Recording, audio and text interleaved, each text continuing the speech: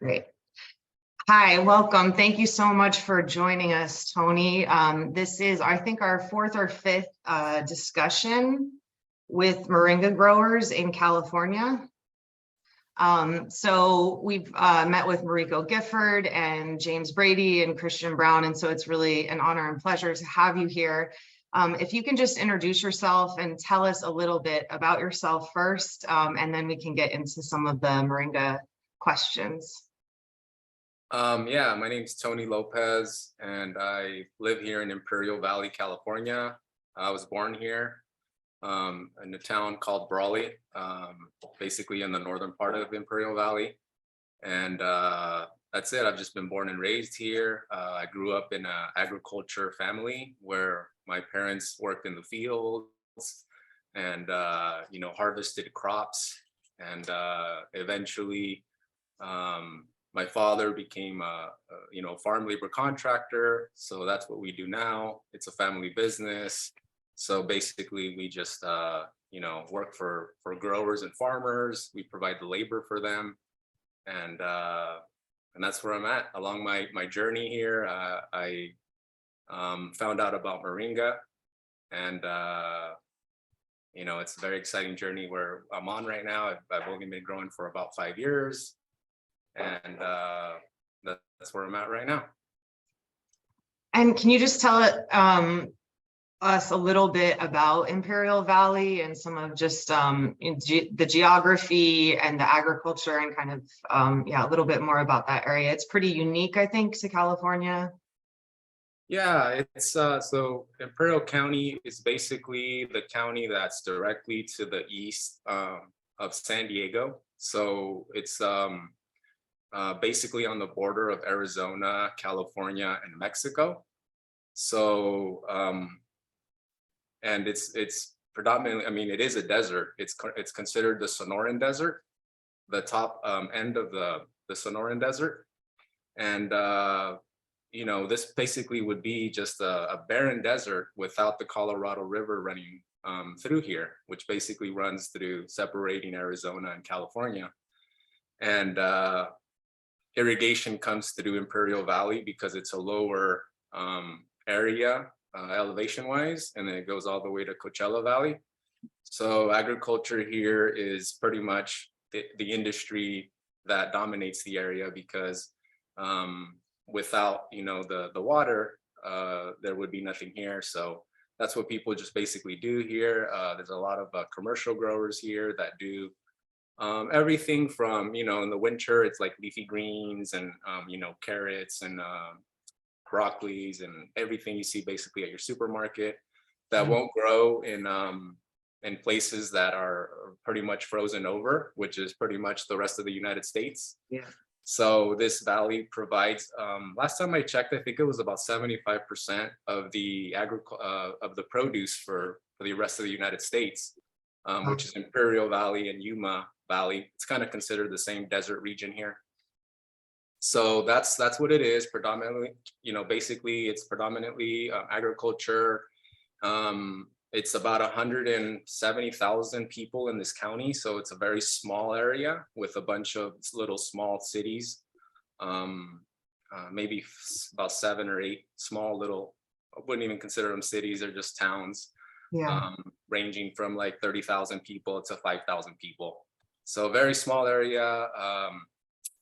It's kind of like I would say a little bit of a food desert, because you don't have options out there as far as being able to go to like a Sprouts or a Whole Foods, like, in big cities where you're able to go to the store and buy organic produce and stuff like this. This is very hard to find down here.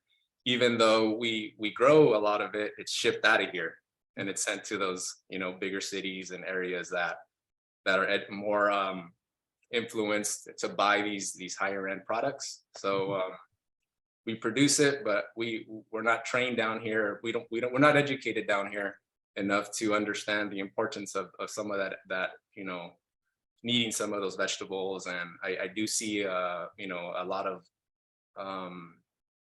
this is an area that has people that are very unhealthy in very different in many different aspects, as far as like obesity. And I know there's a lot of because of all the conventional farming, there's also a lot of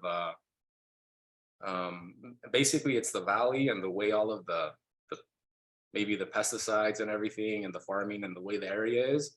But long story short, the air quality is very low too. So there's a lot of asthma and basically a lot of sick people in this area. So yeah. Yeah, I think it's geographically unique, but I think some of the latter concerns that you mentioned are relevant in areas that are also limited to healthy food options and stuff. It's funny because we've been talking about even the language that we use around that, and sometimes using the term food apartheid instead of food deserts, because oftentimes in your case, this is an actual desert, but when they refer to, Detroit or certain cities as deserts, it's implied that there's just this missing piece of food rather than it being tied to a very intentional system sometimes.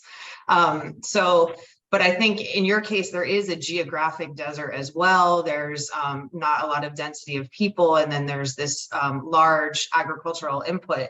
And then I just wanted to ask too, kind of, pull more information, but do you know at all, Imperial Valley is not just growing produce, they're also growing animal feed as well, right? And so do you know like about how much maybe it changes during the season? But I do want to get to this idea of livestock feed in the conversation. So I just wanted to ask about that. Do you know what percentage or roughly is grown for animal feed? No, I don't know those numbers, but I do, it's just, basically when I'm out there, watching the crews or the labor, I'm able to see that predominantly all of the fields that are surrounding, the crops that we're harvesting, there's a lot of grass, big, I don't know all of the species of grass. I know there's several species, but there's, big tall grass, the Sudans, and then all this other grass. So I do know that the region grows a lot of grass and as far as for animal feed. And I do know that a lot of it is shipped out from Imperial Valley, even worldwide. I've heard to even places like Japan, because, it's a high quality grass that people would pay, the high dollar for. Mhm. So I do know that a lot of the growers that we work for, the majority of their actual business is hay farming and this Sudan, growing and this grass growing that is for livestock. Mhm. So I don't know the actual numbers, but I do know that those farmers, that the base of their business is basically growing those grasses. Yeah. And there was a great National Geographic maybe 5 or 6 years ago on food, and it has the whole world map and what regions grow food for human consumption, produce and grains, and then what regions of the world grow grasses and grains as for livestock feed. And it is more for livestock than for humans on a global scale. It would be interesting to see kind of California as well. So getting into Moringa a little bit more, can you just tell us how you heard about Moringa? And you said you've been working with it for about 5 years. Yeah, so I was fortunate enough around 2016 to take over my grandma's property. It's a property here on Orchard Road, here in Holtzville, on the south side of Holtzville. And so basically that was my first piece of land where I could actually, grow anything, because I've always had this itch in me to have my own garden and, maybe grow my own citrus or whatever, because it's just something that my grandma always did. She always grew fruit trees and vegetables and stuff. So I grew up playing in that orchard and that garden. So it was always in me. I just didn't have the land or the ability to do it. But once my grandma passed away, and I was able to, my father was able to take over the property, and I was able to take over the property because I was basically the one willing to take the goal on and clean up, the property, because it had a lot of old rundown trees, and my grandma was, renting the property out, so the property wasn't being the best taken care of. So long story short, in January 2017, I was able to acquire the property. And that's when I just went crazy on YouTube, searching what grows in the desert and what can I grow. Yeah. So basically, YouTube was where I found out about Moringa, It's and cool. yeah. So yeah, YouTube was basically where I heard about it. And I saw people growing it in Arizona, in the Phoenix, Arizona area. So I know Phoenix is pretty much like the same desert we have out here, just a little bit lower desert. Temperatures are pretty much the same. So I went for it. Alongside I was growing other things like guavas, and the property actually came with a mango tree. So I was kind of like, didn't even know about that mango tree. I was playing around it the whole time, and now that I was actually paying attention to growing food, I was like, what is this tree? So once I saw the mango tree, and I was really, like thinking I could pretty much grow a lot of stuff here. Yeah. Things that I never imagined would grow in the desert. And that's where I came upon Moringa, and got some seeds from the guy there that was doing it in Phoenix. Maybe I ended up ordering like a bag of like 10 seeds from him, just a small little, just to try it out, see if it would even grow. I was still, is this gonna work? Yeah. And I started planting right away that summer of 2017. And then also on my search, just online, just Googling, Moringa, California, just figuring out if anybody's doing this, or if anybody has trees, or I ran into a course, the Moringa for Life course with Moringa. So I ended up doing that fall of 2017, and I got the grower certification, from her, which was basically like an intensive growers course of I think it was 6 days or 7 days, I want to say. And yeah, so that's pretty much, and literally, from January 17 of 2017 till I took that course in October of 2017 is where I just became really passionate about the tree. And once I saw it growing really well here, I was like, wow. I started consuming the tree. I started consuming the leaves and the flowers, and that's how pretty much I ran into the Moringa tree. So that's great. And yeah, kind of into my next question is, there are certainly a lot of ways to grow Moringa. And can you talk about your cultivation styles and techniques, and kind of what you've tried? And because sometimes I go to these events and I've got like a little plant with me, and people ask, well, is it a tree or a plant? And I always try and say that, well, it's really depends on how you grow it and where you're growing it as well.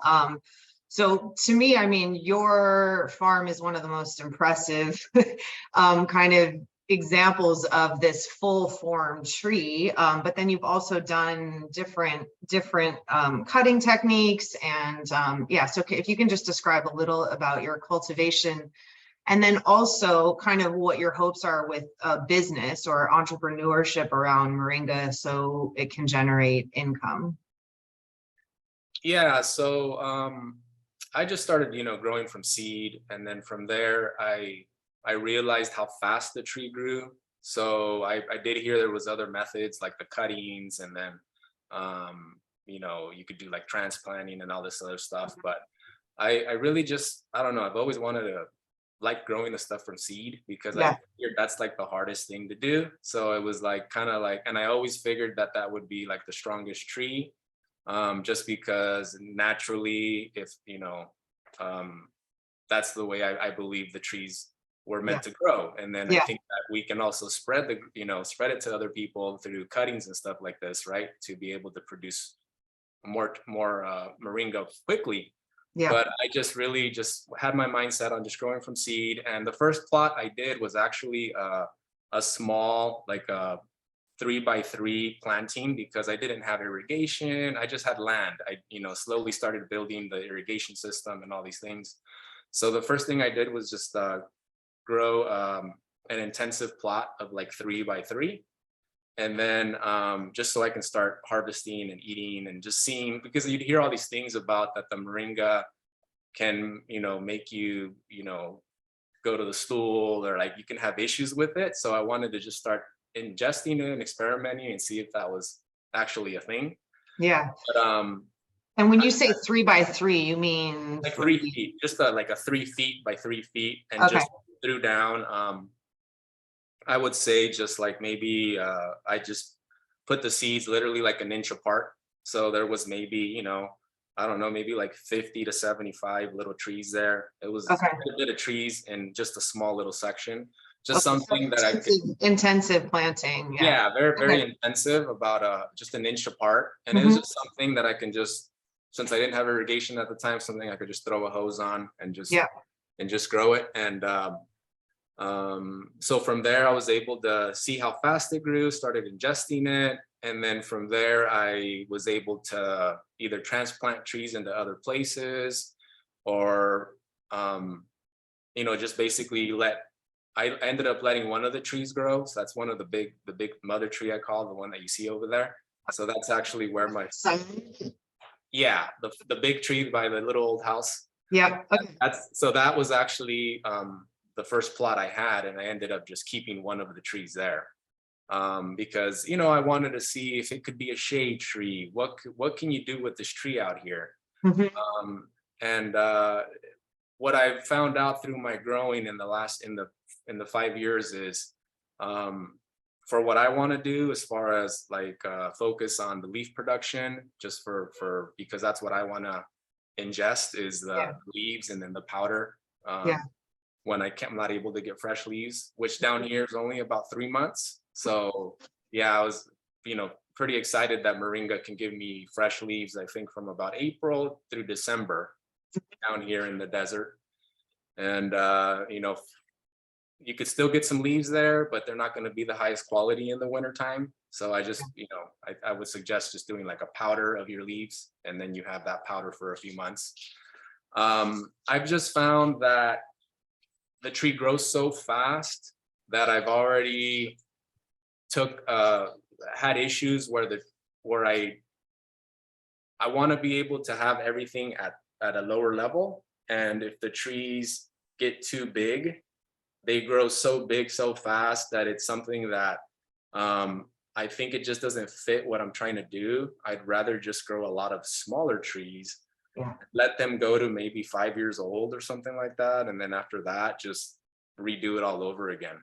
It's just such a gigantic tree that the way I'm thinking about it long term is I don't want, if I have, people helping me harvest and stuff like this, I don't want people getting hurt, getting on the trees and all that, because that's actually my full-time job, is making sure people are doing these harvest operations safely. So I want to keep everything on the ground and just harvest. And if the tree gets too big or too old, just take it out and then replant all over again.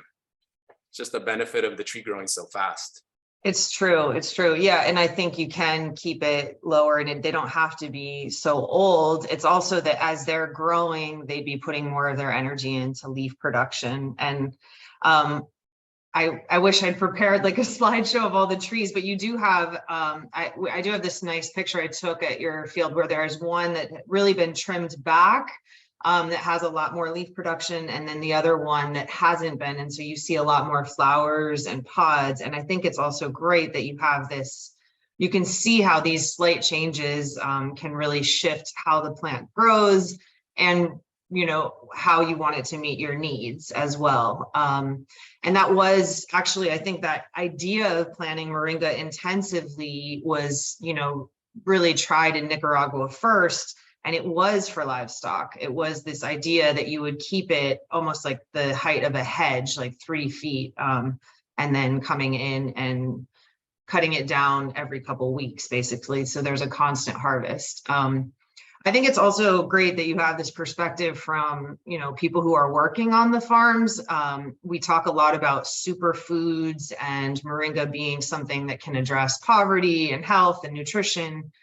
But in that, I'm really also looking at evaluating it across the whole value chain, meaning what are the conditions of the workers who are growing it, harvesting it, how much are they getting paid? These types of things are also really relevant, I think, if you're going to call something a superfood as well, right? So I appreciate that you have that perspective as well. And with the Moringa powder in California and kind of pushing that into the business idea, what do you see as like the opportunities and challenges with that, or what are your kind of next steps? Well, my next step is just to try to produce the highest quality Moringa, and along that is the powder, the highest quality powder, because I've showed you my little dry room there. It's just a old little house, and I basically just blocked out one of the rooms and enclosed it, and bought some like cookie trays that have all the ventilation, and I'm able to do it that way, but I'm not able to control temperature. So I already have a plan in my head to basically, we've talked about it, is just creating like a mobile container, and and just basically putting a unit in there that would dehumidify, and maybe a fan or two that would just have circulation going in there. And then also, because I have a container now that I've been doing temperature, like just basically testing temperatures to see what would a container without any added heat source or cooling source, what temperature would it be, and when can I harvest in the season? And those containers get really hot. So, but there's a time right now, like here in November, coming on November, where I believe middle of October, it cools down enough where the container is still under 120 degrees, which I believe from everything I've been hearing is what you don't want to dry anything above 120. Yeah. It'll kind of kill some of the enzymes or the nutrition, right? So I'm playing around with that, but I think that if I really want to be able to produce leaf powder throughout the summer, I'm going to have to take that step of adding that, basically to moderate the temperature in there, because it will get too hot, and you have to cool it off a little bit. And is organic certification something that you're interested or considering, or do you feel like that's like a market barrier? Well, I haven't looked into it, so I know that maybe this is the year where I'm gonna see what it entails as far as how much production do I actually need to get the certification, and the costs and the benefits from it. That's the part where I want to see if there's, if the cost basically translates into making sense, right? If it's worth doing. But I do believe that as we all get educated about it, and consumers become educated about it, it can become something that people would seek. Because like myself, if I have the opportunity to get a leafy green that's conventional or organic, I'm going to choose the organic, even though it's 25 cents more or 50 cents more, because it has less harmful chemicals, and basically just basically less chemicals that are used on the product, on the land, and less chemicals that go into your body, right? So, I mean, there is a cost associated with it, and I think sometimes it makes it challenging for smallholder farmers to get the certification. And there are like other cottage certifications and stuff like that you can do. But I mean, just in my seeing the Moringa industry within the US and then at a global scale, I do feel like this is somewhat of a barrier to local production and a market, because the US, most of the population got introduced to it as as something that was grown in India or Africa or somewhere else and shipped in and already sold as a powder. And so most of those companies, I think, are certified organic, right? So to enter then and say, well, it's local and it's high quality, but it's not organic, will be somewhat of a challenge. So I just like to continue that conversation with you and other people in the state, because I think it would be, in terms of, again, the whole value chain. I mean, organic is also just a classification. It doesn't address how much people who are harvesting the crop are being paid or treated or anything like that as well. But not using pesticides is something of value, I think, right? Of a concrete value of organic versus conventional. And so some of those things can still be met.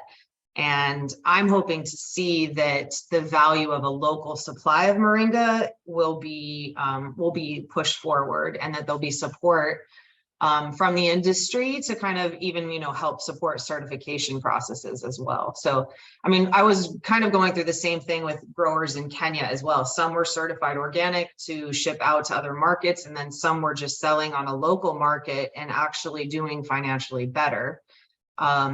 So like you said, I think it is just kind of a calculation, but it's something that I'm really interested in, to not be a barrier, right? So that we can get more you supplying to companies, in California, and recognizing that the idea that they can also come and visit your farm, I think, is something important. Going to a farmer's market and meeting the people who grow the food themselves is also another connection to that product, I think. Totally. Yeah. And I had, what characteristics do you see most valuable about Moringa? I know you highlighted its fast growth, I think, which is important. Are there any other? Well, for me down here in the desert, I see the value of being able to grow things that maybe I shouldn't be growing down here, like exotic plants. And that tree just really serves as a mother tree, because it's such a strong tree that if you place it in the right place, you're able to provide afternoon shade for, you can grow pretty much anything down here if you wanted to do that. And you can Wow. say your winter vegetables, like I grew some like kale, some different varieties of kale and stuff like this. If you plant those under the moringa tree, and you allow the tree to provide the afternoon shade, you can prolong the growth of, you basically have more, ability to grow this longer, because it's just providing shade. And I think that cutting down the tree is actually providing the nutrition because of the nitrogen it's releasing. Yeah. So those plants that are growing around the moringas just do so well. Things like basil and other stuff I'm growing at the base of a moringa tree. So I feel that the tree is just, not only can it provide, straight nutrition off the tree, but it's also doing the same for other species that you can grow in your garden. So it's just like a support tree for any garden. That's what I'm using it for. Yeah, so I love that part of it too. I mean, that's really neat that you created a whole nother kind of biosphere underneath the tree. It would be neat to do some comparative studies. I've always wanted to do that because I've heard so much about it being so good in alley cropping and increasing yields of neighboring crops. I just haven't kind of seen those experiments firsthand. So hopefully if we continue to get funding, we can collaborate, and maybe you'll be willing to kind of plant some basil near the base of the tree and we can look at the yields and some of the qualities and characteristics and stuff like that as well. And then you mentioned that you do consume the moringa leaves. Can you talk a little bit about that? Like what parts, how do you prepare it? What's your favorite moringa dish? Well, I'll tell you what, like once I got over the fear of consuming the moringa, because you can just Google it and you'll find like, oh, don't eat moringa if you're pregnant, like don't eat too much moringa, it'll make you sick. And then I did feel the first time I was taking the moringa and the seeds, I was feeling my stomach a little bit, unsettling, because I think it was just something my body had never had before.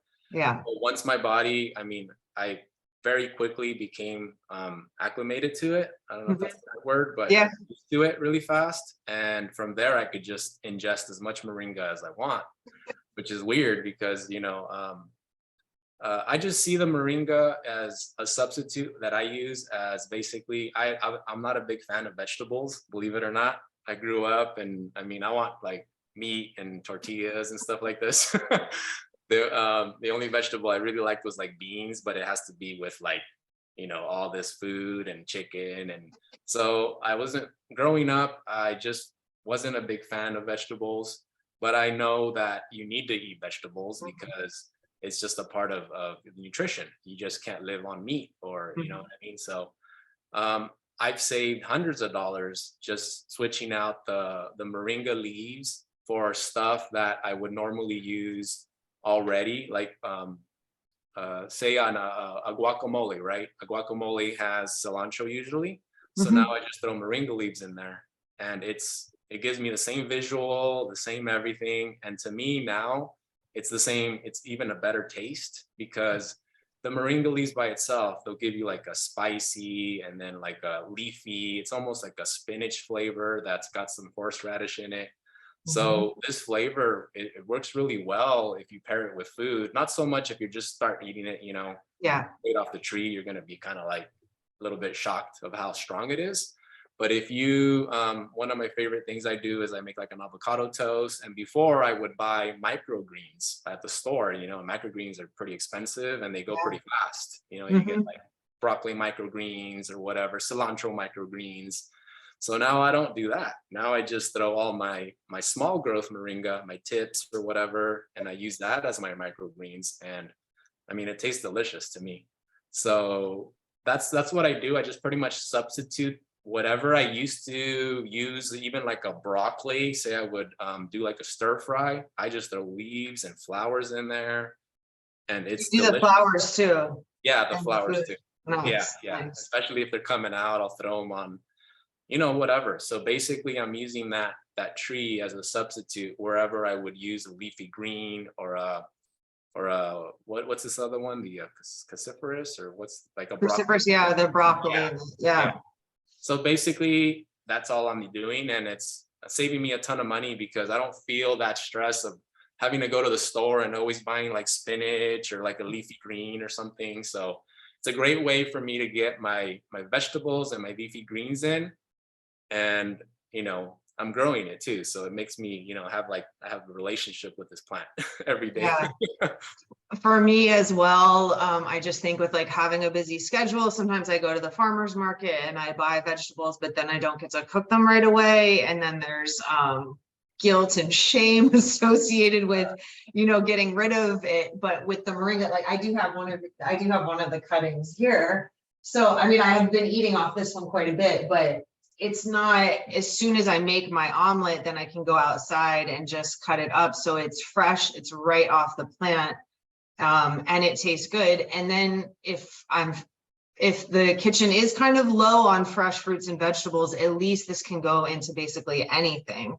Um, so that's, to me, I think what's really nice, in terms of like a food security and food sovereignty plant too, that if everyone can have at least a little plant of this, and you don't need much space, you can have a supply of vegetables all year round, kind of. So I'm bringing this one inside. I'm going to keep it under the light and see how it does. But my plans with these other cuttings that we did would, like you suggested, is to come down in the spring of next year and take some new cuttings as well. And is there anything else you're still like curious about Moringa? Like, do you have any questions, research questions or marketing questions or anything? Like, what are you wanting to know more about with Moringa? Well, I remember you were talking about when you came down to Imperial Valley to the UC extension when you were talking Yeah.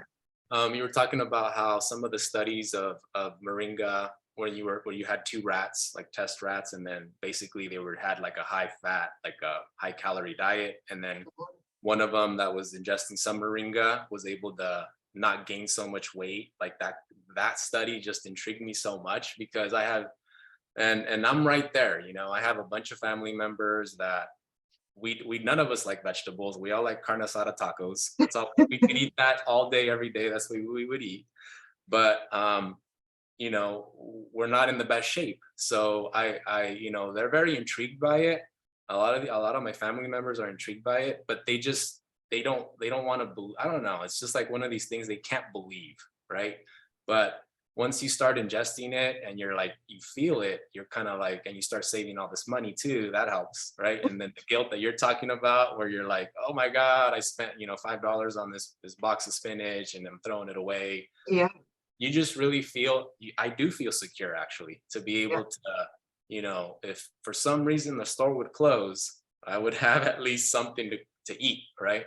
Yeah, and over the past 2 years, that certainly Oh yeah. became a concern with COVID, with political instability, with supply chain issues, you know, so all of this is like, it is very real.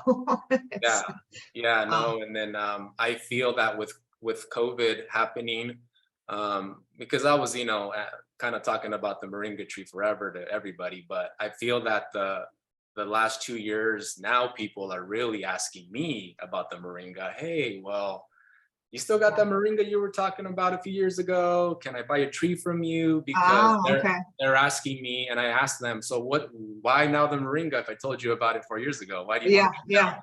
Well, because of COVID, and you know, I want to be able to take care of my immunity better. So, and they Okay. say that when they Google how to, you know, keep your immunity up, what can I do? That the moringa pops up.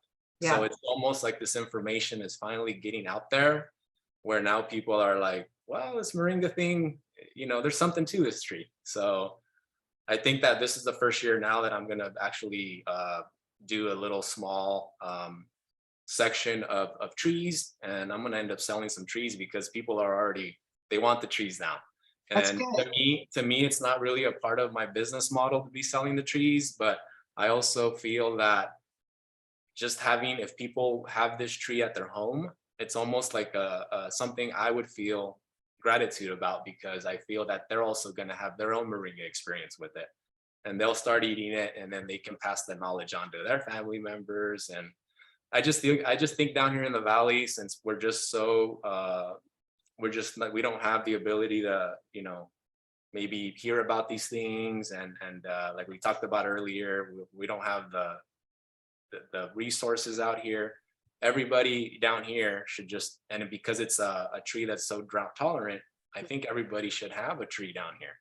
Even if they feel they don't have the space for it, they can, you know, they can maintain a small tree in a corner somewhere, is what I'm trying to Yeah, say. yeah, for sure. Yeah. Well, and I mean, and that's the kind of project I'd be interested in, is trying to get like state or county funding where we hire you to cultivate the plants and you go around and offer them to people free of charge with a bit of information and training, and offer it up to people as an option for something to try. Because even, you know, for me, I don't have a farm, but I have one or two plants, and I would actually, I'm thinking now, I wish I had more so that I could be eating more over the winter.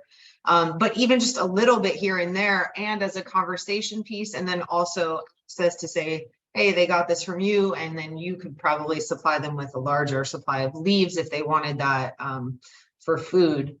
Have you ever tried the moringa in the carne asada tacos? Because I would think it would be good.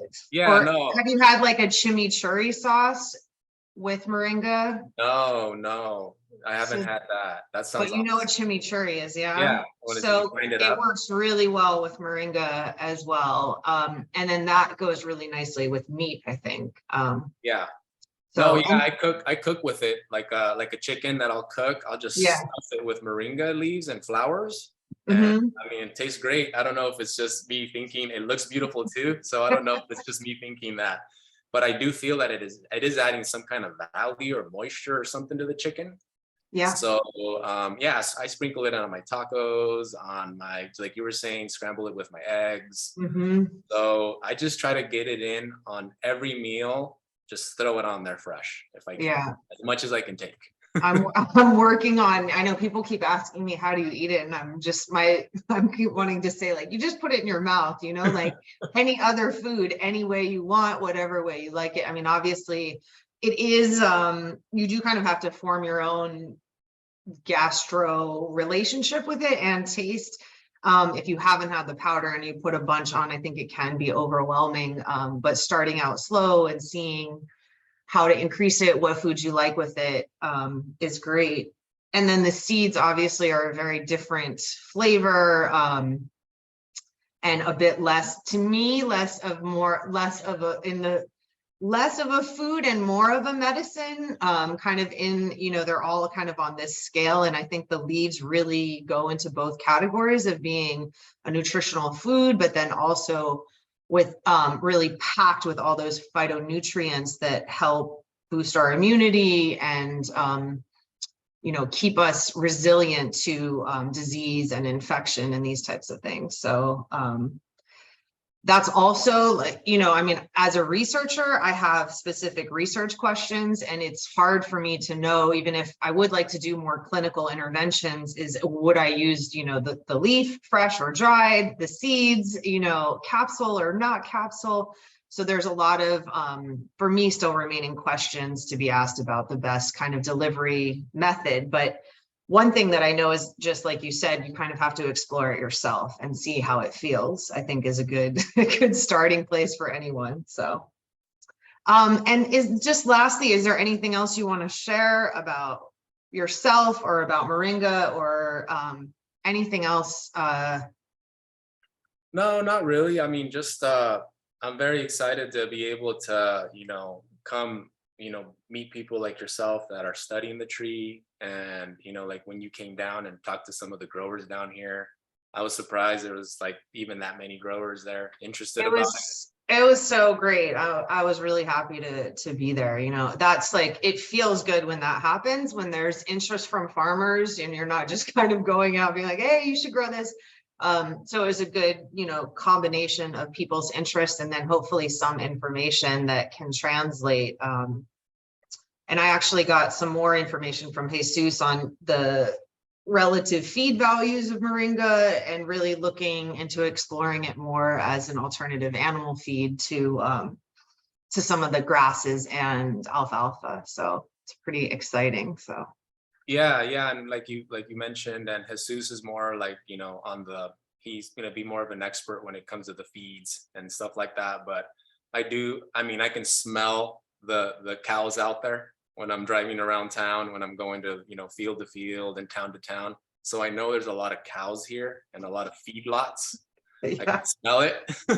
So Mhm. I believe that, working with people like Jesus, and, we can all figure out ways to make this tree not only something like just be focusing on one aspect, like, oh, this is just for human consumption, but I think the byproduct of it, the whatever's not harvested, if it's not good enough for the powder or the human consumption, it could be for the animals. It could all be used in some way, either to as a human, animal, or even like a plant, just using it as nutrition, just chopping and dropping it, or creating like a biofertilizer from it. So I think there's a lot of uses to it. We just all need, I mean, together, I believe we'll all figure out, what the best way to get to these uses are, and getting people educated about it. But that's Definitely. all. I'm just excited about it. I'm passionate about where this thing's gonna go. Because we would keep talking about, just 4 or 5 years ago, people were like me, kind of like, wait, what? Like, is this for reals? Like, it just sounds too good to be true. Yeah, there Um, is that element of it, like the yeah, miracle tree that yeah, cures right. all diseases. And it's like, wait, let's actually see what's going on. And then I too am like, wow, this is really incredible, Mhm. So So we're all kind of coming to that realization, and now it's just I'm just excited to see where this takes us. And hopefully we can, worst case scenario, get everybody down here in the valley to just have a tree at their house, and they can just have nutrition for their family. So I yeah. mean, that would be just, I think that would be just even like minimum that should happen down here. So Agreed, agreed. And as a researcher, I'd be like, maybe we can track some data and see how it affects their life, you know, once the tree is there. So yeah, I'm really excited as well. I'm also anxious to hear we are waiting on a large USDA grant to help smallholder farmers and to work on climate smart commodities like Moringa. So fingers crossed we'll get that and we'll be able to help develop the value chain for you and other farmers in California and the southern states. If not, though, I do believe that Moringa has its own momentum.